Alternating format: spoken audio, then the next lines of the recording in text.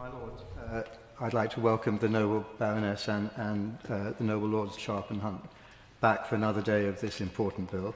To some extent, we're thrown back on the previous day's debate, where we talked so much about flexibility.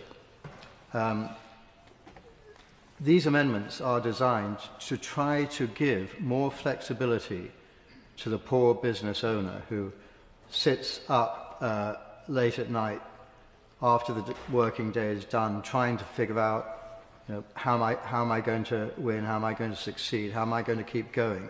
It's of particular poignancy when one looks at what is happening to the high street all over this country, with shop after shop, particularly small businesses, closing down.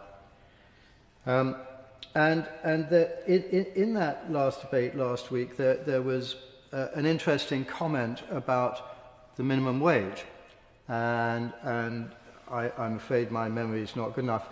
One noble lord said, well, they all said that the minimum wage would be a disaster, and here it is, it's a triumphant success. Now, we all know that I think we're united as a House in looking for economic growth. That's the big objective.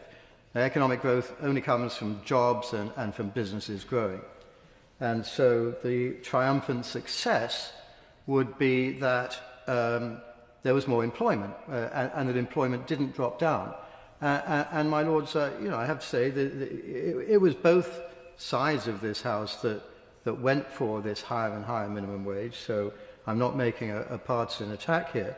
But actually it's sort of unknowable because we don't actually know whether employment would have been higher or lower if we had had no minimum wage or a lower minimum wage. We can't actually tell. It's one of those mathematical enigmas.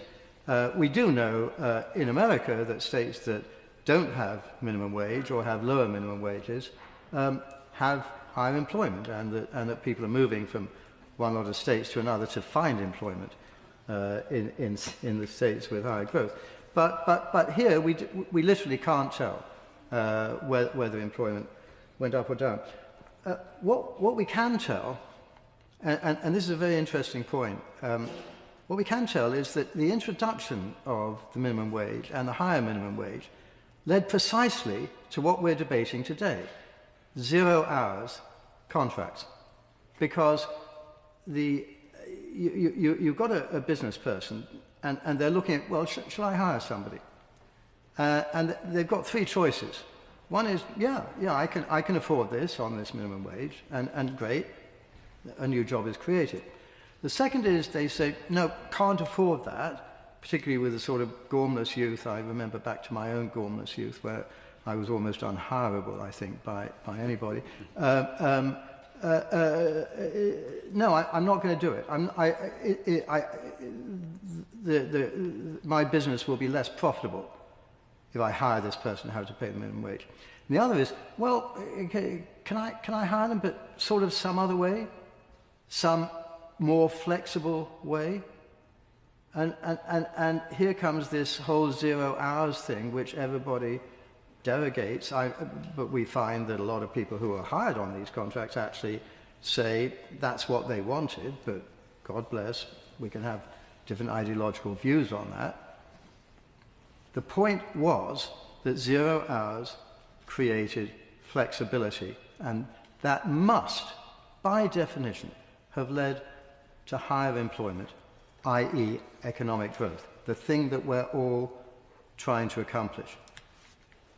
Now we're saying, in this new employment rights bill, let's close off that. And therefore there will be 2 more choices for the poor, benighted small business owner.